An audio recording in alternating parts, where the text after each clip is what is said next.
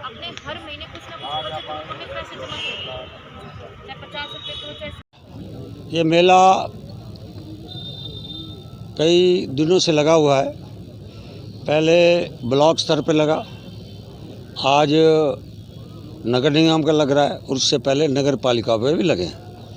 और हरियाणा के मुख्यमंत्री जी का जो एक सोच है, गरीब आदमी, अंतिम व्यक्ति जिसका कोई नहीं है मालिक, उसका परमात्मा है। इसलिए माननीय मुख्यमंत्री जी ने ये सोच बनाई कि उनको भी दिया जाए, कि पूंजीपतियों को लोन मिलता है। पूंजीपतियों के लिए बैंक के लोग उनके आगे पीछे भी घूमते होंगे, गरीब आदमी को बैंक में एंट्री भी नहीं करने देते होंगे। इसलिए देश के प्रधानमंत्री जी ने जन धन योजना द्वारा इनके अकाउंट खोलने के बाद हरियाणा के मुख्यमंत्री का मेरा परिवार मेरी पहचान, इसी बीच में इनको गरीबों को लोन दे रहे हैं। भैया अपना काम करें, काम करके अपने काम के करने के बाद अपने परिवार का लालन पालन, और नाम मात्र से ब्याज है, उनको आदत डाल रहे हैं काम करने की। इसलिए हरियाणा के मुख्यमंत्री की मैं बहुत बहुत धन्यवाद करना चाहता हूं। गरीबों के लिए उन्होंने सोचा है और ये स्कीम पूरे प्रदेश में कामयाब हो रही है। 1,80,000 तक के लोगों को जिसकी आमदन कम है उनको लोन दिया जा रहा है। Thank you sir. बताइए, जो ये लगा है मेला, इसकी क्या आउटपुट रही है? ये जो जिला प्रशासन रोहतक के द्वारा 2 दिवसीय मेला माननीय मुख्यमंत्री जी की जो एक बड़ी अनूठी योजना है, मुख्यमंत्री अंत्योदय परिवार उत्थान योजना, उसके तहत ये मेला यहाँ पर आयोजित किया जा रहा है।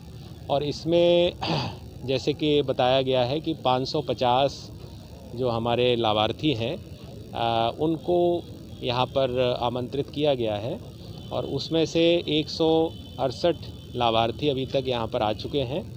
और इस मेले में आप देख रहे हैं कि अलग अलग विभाग जो हमारे हैं, ख़ास तौर से जो विकास योजनाओं से जुड़े हुए हैं, जिनके माध्यम से हमारे जो समाज में अति गरीब लोग हैं, तो उन्हीं का ख़ास तौर से उत्थान करने के लिए, उनकी आर्थिक स्थिति को अच्छा बनाने के लिए यहाँ पर उनको बुलाया गया है। और विभिन्न विभागों द्वारा जो योजनाएं चलाई जा रही हैं, उसके तहत उनको यहाँ पर परामर्श दिया जाता है। उनको बताया जाता है कि आप कौन सी आर्थिक गतिविधि शुरू कर सकते हैं और अपना स्वरोजगार शुरू करके, और यहाँ पर जो हमारे जो मुख्य बैंक हैं, उनकी भी जो शाखाएं हैं, उनको भी यहाँ पर आमंत्रित किया गया है। उन्होंने भी अपने यहाँ पर स्टॉल लगा रखे हैं। तो यहाँ पर सबसे पहले उनका परामर्श किया जाता है, पंजीकरण होता है, फिर परामर्श होता है। परामर्श करने के बाद फिर वो संबंधित हमारे जो विभाग हैं वहाँ जाते हैं, उनका भी काउंटर लगा हुआ है, उनके भी अधिकारी यहाँ हैं। और वो जो लाभार्थी है किस आर्थिक गतिविधि में रुचि ले रहा है, उससे संबंधित उसको योजना बताई जाती है, और योजना बताने के बाद उसको तत्काल ही संबंधित बैंक के पास भी यहाँ पर भेज दिया जाता है, और जो भी औपचारिकताएं हैं वो पूरी कर ली जाती हैं। सर, ये चीज़ें जिस तरह से जितने लाभार्थी यहाँ आए, उनके ऊपर किस तरह से निगरानी रखी जाएगी और किस तरह से आउटपुट ली जाएगी? क्या उनको वाकई में काम मिल गया है? ये एक बहुत अच्छी बात आपने पूछी। तो इसमें जैसे कि आप देखेंगे कि जो परिवार पहचान पत्र जिन हमारे इन सभी लाभार्थियों के बने हुए हैं, और उनकी जो आय है, वार्षिक आय, वो 1 लाख से कम है, और इन सभी जो लाभार्थियों की जो प्रविष्टियां हैं, वो कंप्यूटर में जो हमारा एक सॉफ्टवेयर बनाया गया है प्रदेश स्तर पर, उसमें ये दर्ज हो रही हैं। तो उसमें लाभार्थी का जो है ट्रैकिंग जो कहते हैं, कि उसको पीछे से हम लोग उसके साथ साथ रहेंगे, उसको ऑनलाइन माध्यम से देखा जाएगा कि वो जो अंतिम जो उसका लाभ है, अंतिम जो उसका उद्देश्य है, वो पूरा हो गया है कि नहीं हो गया है। तो उसकी ट्रैकिंग होगी, उसके पीछे पीछे हम जाएंगे, और ऑनलाइन माध्यम से, कि जैसे हमारे यहाँ चूँकि पंजीकरण हुआ, पंजीकरण में सारे उनके जो विवरण है वो आ गए हैं, दर्ज कर लिए गए हैं। तो अब आगे हम उसको देखेंगे कि जो अंत तक जो लाभ वो लेना चाहता था, वो उसको मिला या नहीं मिला। सर, योजनाएं पहले से चली हुई हैं, उपायुक्त महोदय बार बार आग्रह करते रहते हैं, लोगों को समझाते रहते हैं कि किसी को लोन चाहिए, लेकिन देखा गया है कि काफ़ी लोग इस ताक में रहते हैं कि लोन किसी पर्पज़ के लिए होता है, यूज़ कहीं करते हैं। इसमें चूँकि ये सब इतना ज़्यादा अच्छे ढंग से काम किया जा रहा है और इसमें इस बात को भी मद्देनज़र रखा जा रहा है कि कोई व्यक्ति इसका जो ऋण का दुरुपयोग ना करे। परंतु साथ ही साथ मैं ये भी बताना चाहूँगा कि आप देखेंगे कि जो भी व्यक्ति हैं वो 1 लाख रुपए से वार्षिक आय जिनकी कम है वही व्यक्ति पात्र इसमें हैं अभी मेले में आकर लाभ लेने के लिए।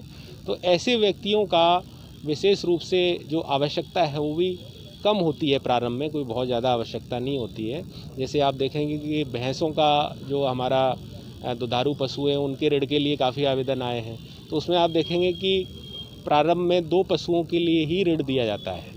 ऐसा नहीं है कि 10 के लिए या 20 के लिए वो बड़े पैमाने पर जाएं। पहले छोटे पैमाने से शुरू करेंगे तो छोटे पैमाने में जो दुरुपयोग होने की संभावना भी कम होती है।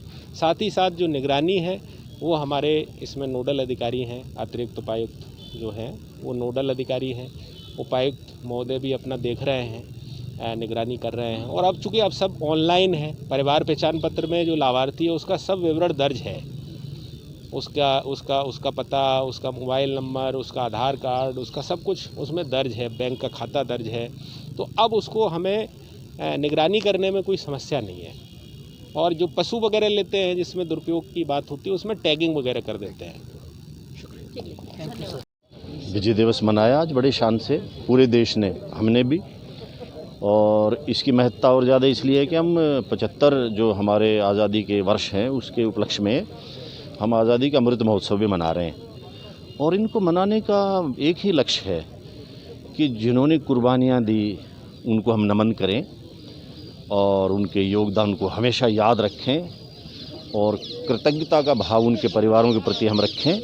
और साथ में जो यूथ है हमारा आज का, उनमें देशभक्ति की भावना जगे और वो देश प्रेम की भावना से ओतप्रोत होकर समाज और देश की सेवा के लिए, उसकी रक्षा के लिए आगे आएँ।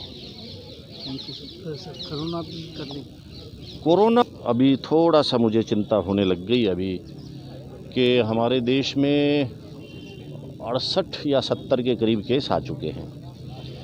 WHO के अनुसार 77 कंट्रीज़ में ये आ चुका है। एक डेथ भी इसकी वजह से इंग्लैंड में हो गई है। अभी तक फेटैलिटी इसमें इतनी ज़्यादा नहीं है, परंतु इसकी जो फैलने की स्पीड है, संक्रामकता, वो डेल्टा वेरिएंट के मुकाबले 2.5 से 4 गुना ज़्यादा है।